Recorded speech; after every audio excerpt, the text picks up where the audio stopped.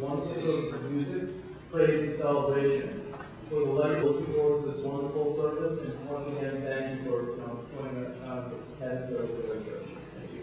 A few years ago, and I believe like the radio is frozen or something, and we were across the street. Other than that, 23 years this church has welcomed the new residents back.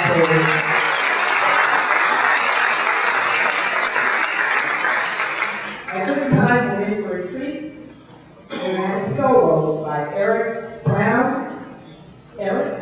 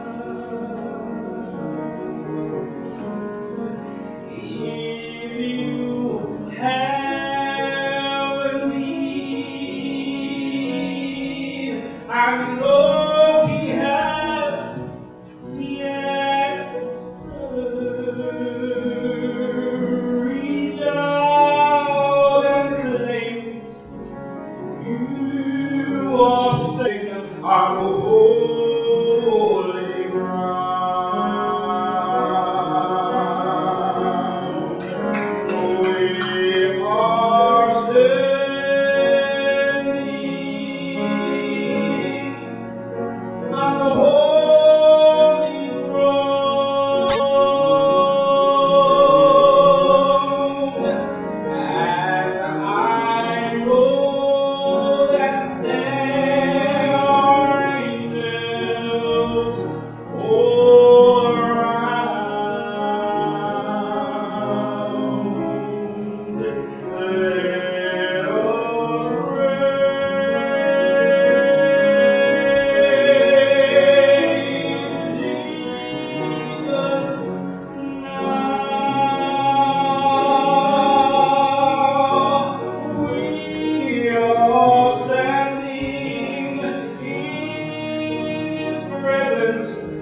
holy ground.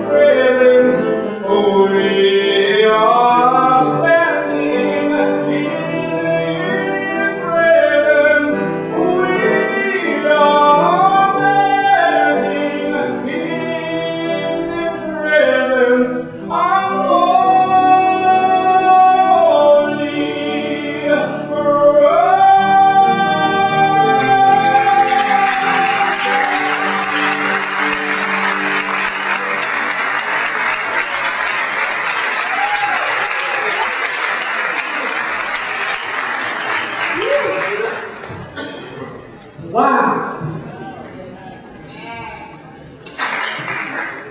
For those of you who are not aware, that young man, young Brown, is the son of Carol Brown, and is going to be honored by the Deltas very shortly in his role as an educator in Waterbury school system. Good to hear it again.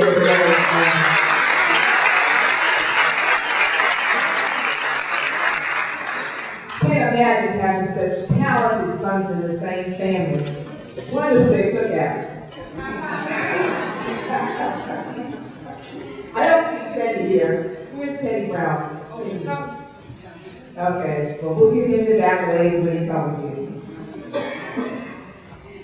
At this time, we are very, very fortunate to have with us our Attorney General, the Honorable Richard Blumenthal. We're going to hear a few words from him. But for those of you who live in the state of Connecticut, you know how much this man looks out for us, right?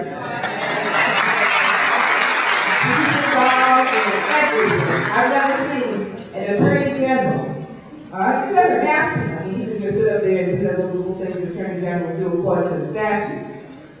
But he's there looking out for us. At this time, it gives me great pleasure to introduce Honorable Richard Blumenthal.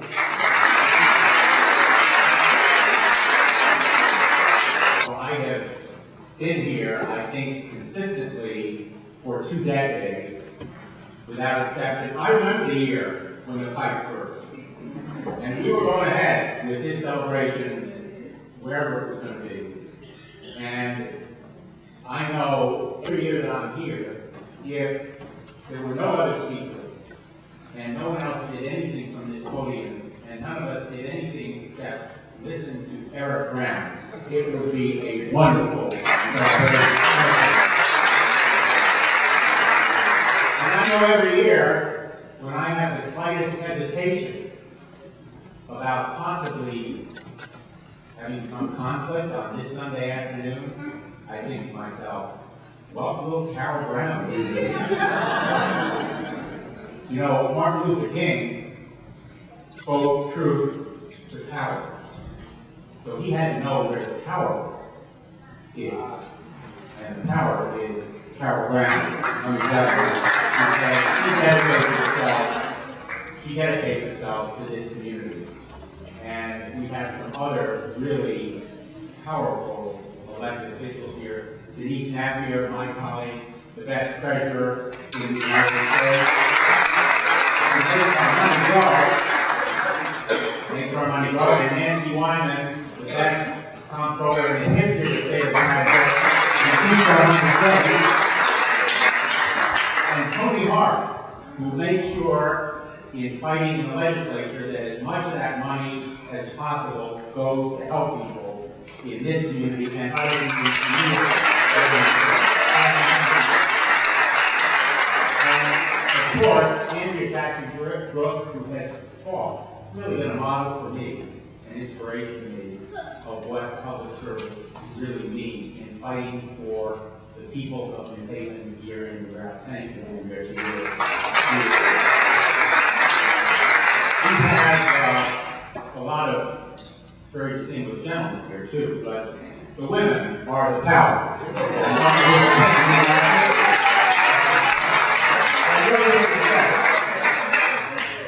You know, I know there are a lot of eloquent speakers who are going to follow me, so let me just say very simply. Martin Luther King hoped that one day our children would be judged and judge each other by the content of their character, not the color of their skin. And I've begun to see the world through the eyes of our children, my children. I have 4 children. Matthew, who's 23, Michael, 16, David, who's 15, and my daughter, Claire, who is 14. My oldest son, Matthew, worked for several months in the Obama campaign in Western Pennsylvania this fall. By the way, Matthew has never worked in any of my campaigns. You know, I asked him one time, he called me late in the evening, I said, well, what's the deal here, Matthew? You never worked in any of my campaigns. He said, Dad, this election is important. And you know what? He was right. The most important election in my lifetime. And this is the most exciting time in public life in my lifetime. Because we inaugurate not only a new president, we inaugurate a new era. An era of hope and courage and daring and conviction. And all of us can share it. Martin Luther King was a man of peace. In fact, he won the Nobel Peace Prize. But he was a fighter. He fought with his feet and his voice and his leadership and his heart. And his fight, even at this point of turning in our history, even in this great moment of opportunity, we are nowhere near done with that fight.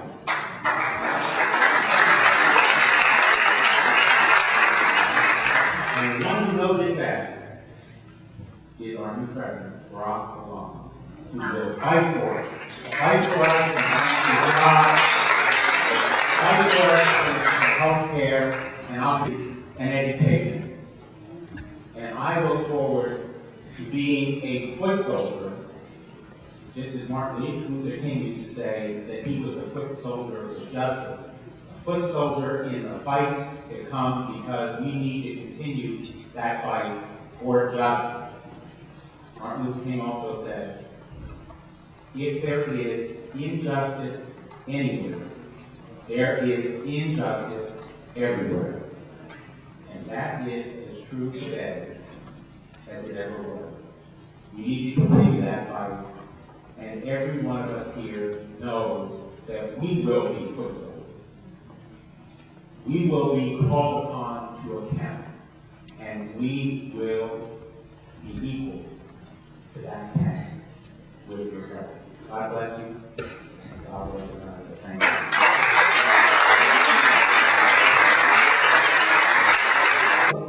Representing our Congresswoman Rosa Laurel, Mrs. Stanley Welch, who will bring greetings from our Congresswoman. Thank you very much. Every time I leave this ceremony, I'm saying, I wish I could sing. If you don't feel that now, you'll see what I'm talking about before this is over. I'm honored to stand here before you on behalf of Congresswoman Laurel. And it's my pleasure to bring you her words from the U.S. House of Representatives in Washington, D.C.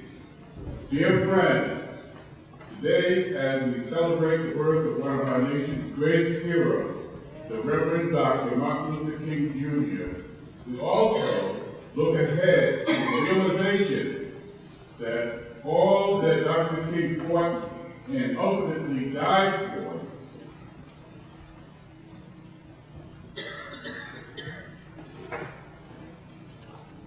and let me begin this again. We also look forward to the realization that all that Dr. King fought and ultimately died for. In just 9 days, President-elect Barack Obama will take the oath of office and become the 44th President of the United States, shattering the last glass ceiling, which was at the heart of the civil rights movement. Dr. King once said, "A genuine leader is not a searcher for consensus, but a molder of consensus." In Barack Obama, we have found a genuine leader. Our nation has come such a long way since the days of Brown versus the Board of Education, the Montgomery bus boycott, and the Freedom Rides, and further still from the signing of the Voting Rights Act of 1965. However, that is not to say that the seeds of hate that were sown throughout our history have disappeared. Many of you here today were witness to the turbulent times of the civil rights movement, yet many more have only the lessons of history to guide them. This year we have much to celebrate, but we have even more to teach. We must continue our efforts to understand the struggles of all of those who fight for equality, whether it's because of race, gender, age, or sexual orientation. And we must strengthen our resolve to ensure opportunity for every American. I want to thank each of you here tonight for your outstanding efforts to enrich our communities and to make opportunity real, particularly for those of our young people. This event is always a special way to begin the new year, an opportunity for us to not only remember Dr. King's teachings, but to reflect on their meaning in our lives today, and to renew our commitment to peace, justice, and equality in our community and across the nation. Please accept my sincere thanks and appreciation for all your good work and my very best wishes for a healthy and happy new year. Sincerely, Joseph Lauro, Member of Congress. Thank you.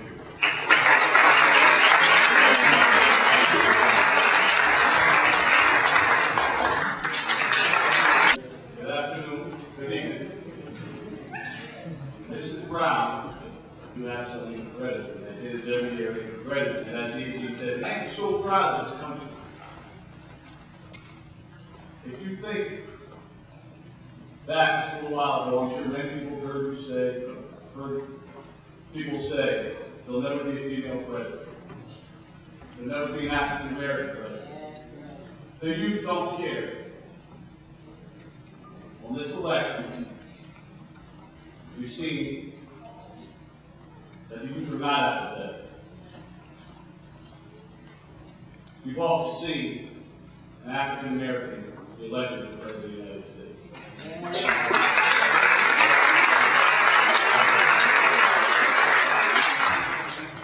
And that's some of the reason why I'm so proud. When we speak of change, why I'm so proud of this country is, ladies and gentlemen, we can change on a dime. Think about the past 8 years, and however you feel about the previous administration, I think the office of president deserves respect. But think about now, in these difficult times, what you're hearing. People are hopeful.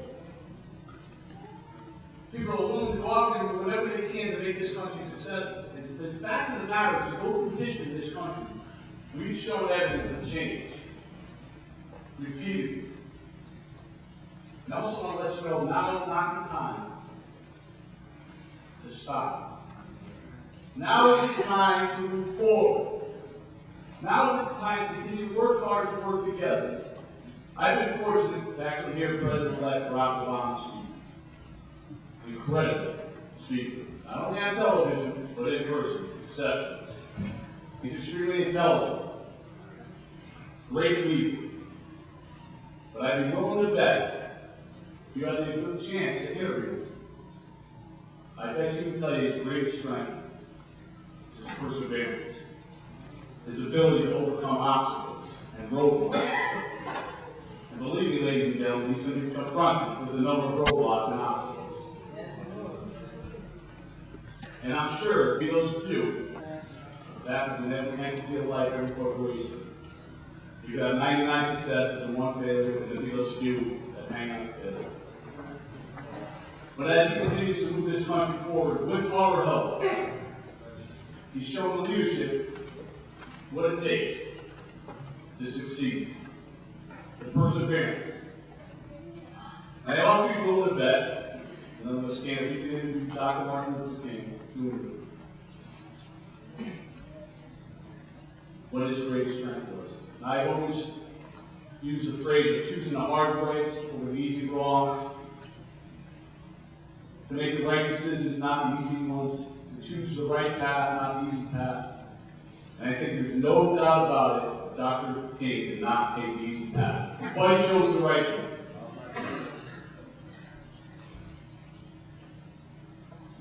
So the ability to change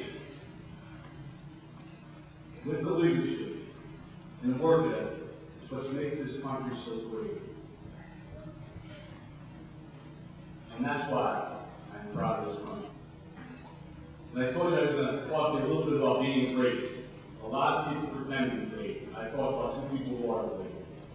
People who want self-gratification, who do things for the wrong reasons, aren't going to truly help. But everybody can be great. Because anybody can serve. You don't have to have a college degree to serve.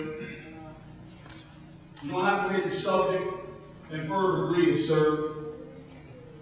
You only need a heart full of grace and a soul generated by love to serve.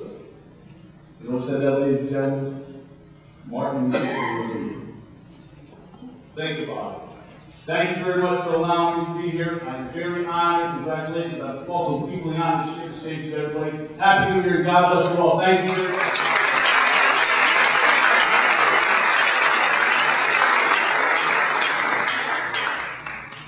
At this time, we're going to be receiving a musical selection from the Department of Arts Magnet School, directed by Harry Alford. And as they're coming, I'd like to acknowledge someone who's been waiting frantically in the balcony, especially when his children were the one and only. Magnet High School in New Haven, and we will bring you 2 selections. The first one is a combination of 3 songs, O Freedom and A Peace Camp. And the second one is a spiritual entitled Great Day. We hope you enjoy. Oh freedom, oh freedom, oh freedom.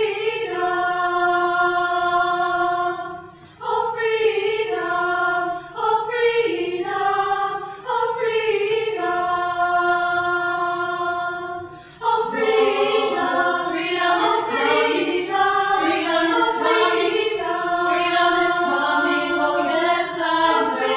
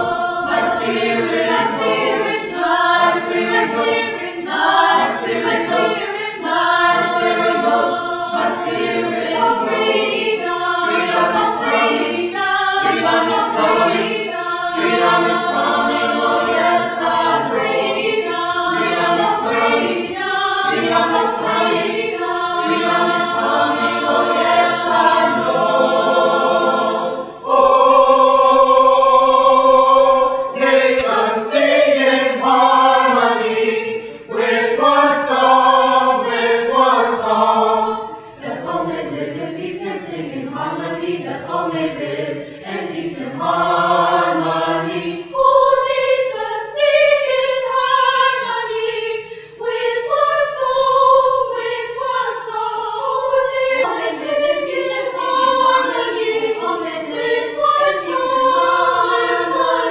All nations sing in harmony with one song, with one song. Let's all make live, let's all make live, they live in harmony. Let's all make live, let's all make live, they live in harmony. All nations sing in harmony with one song, with one song. All nations sing in harmony with one song. All nations sing in harmony with one song, with one song. Let's all make live, let's all make live, they live in harmony. Let's all make Let's all make live, let's all make live, they live in harmony.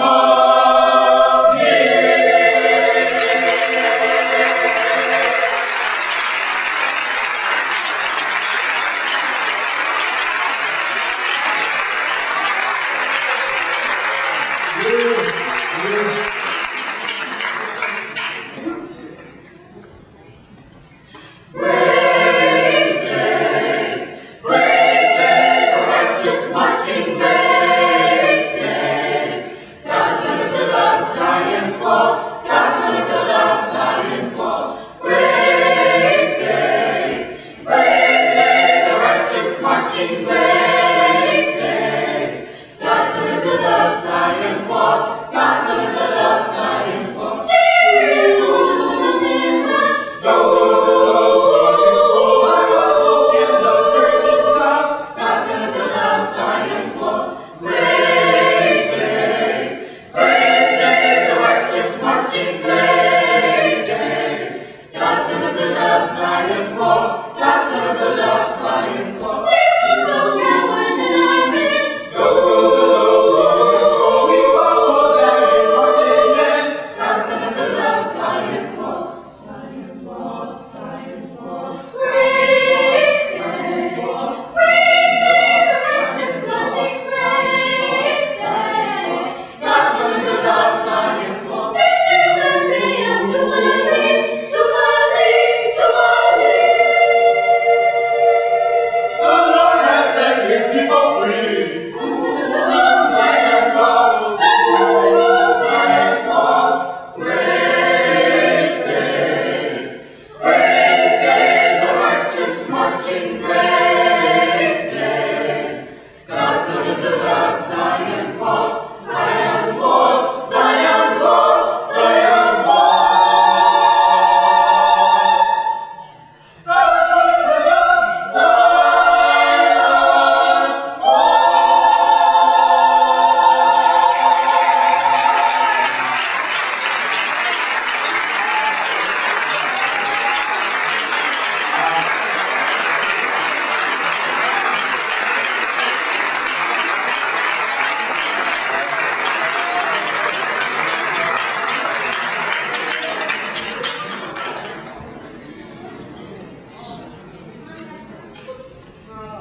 Let's hear it again. These are products that we make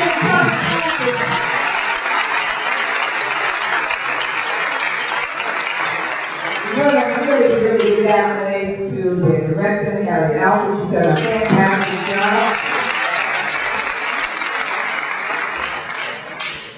Not to say that we don't miss the Unity Boys Choir. They were with us for 21 years. The daughter of Drs. Regina and Dr. Warner, and those most of you know from the Education Public School System. Please welcome Alexis Warner. All of you for coming out to celebrate the life and legacy of such a magnificent man. I'd also like to thank Gerald Brown and the West Haven Black Coalition for allowing me to address you all today. I'd like to begin with a quote that I hear consistently from my two younger brothers. They both are graduates of Morehouse in Atlanta, which is the alma mater of Dr. King. And I believe it was Dr. Davis who had said, and inspired my brothers. Not failure, but well-being is sin.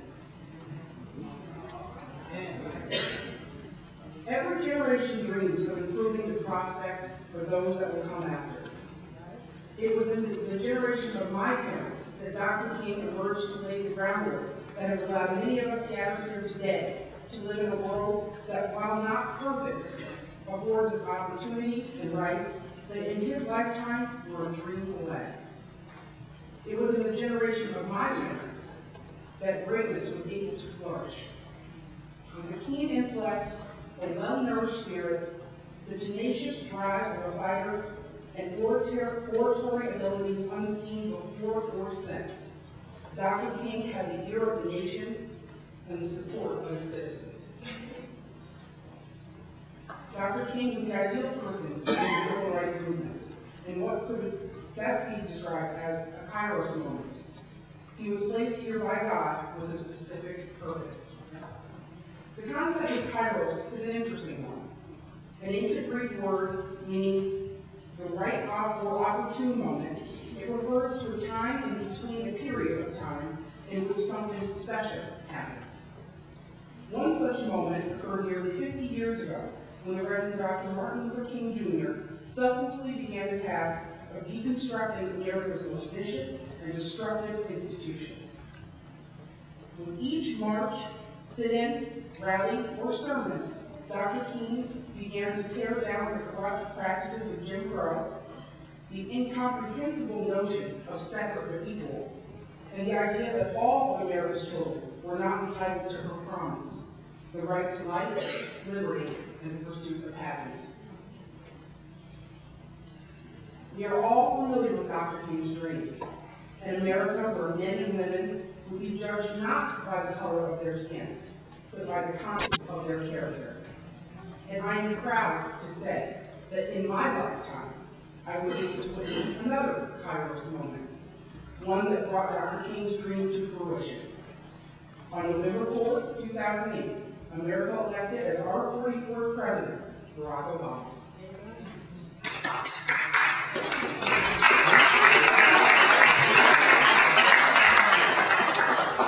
Continually, parallels are drawn between President-elect Obama and Dr. King.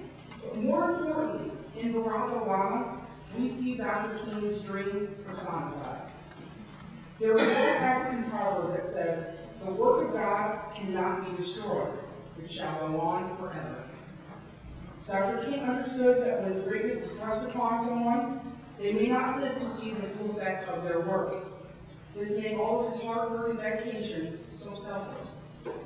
It takes a truly great man to put the good of all people above his own.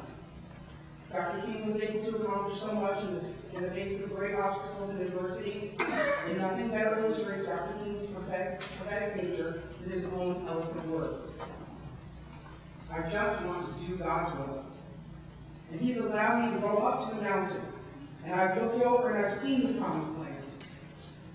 I may not get there with you, but I want you to know that we as a people will get to the promised land." So today, in this kairos moment, we will all witness Dr. King's dream. While seemingly deferred, now realized as our country prepares to make history. America is beginning to live up to its creed by helping us to fulfill not only Dr. King's dream, but the dream of all people yearning for justice, showing its citizens, its children, that all men are indeed created equal. Thank you.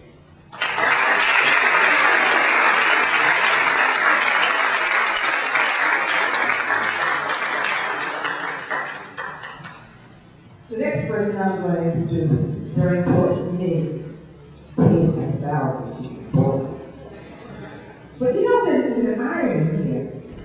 Alexis Warner does the reflections. Both doctors, Shirley and Regina Warner, are here.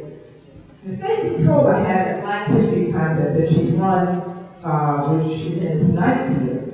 And its very first year, the Dr. Warner's son won first prize in the comptroller's Black History contest.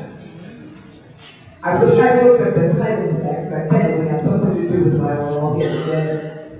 But this time it gives me great pleasure to introduce to some and present to others the Controller of the State of Connecticut, Nancy Wyman.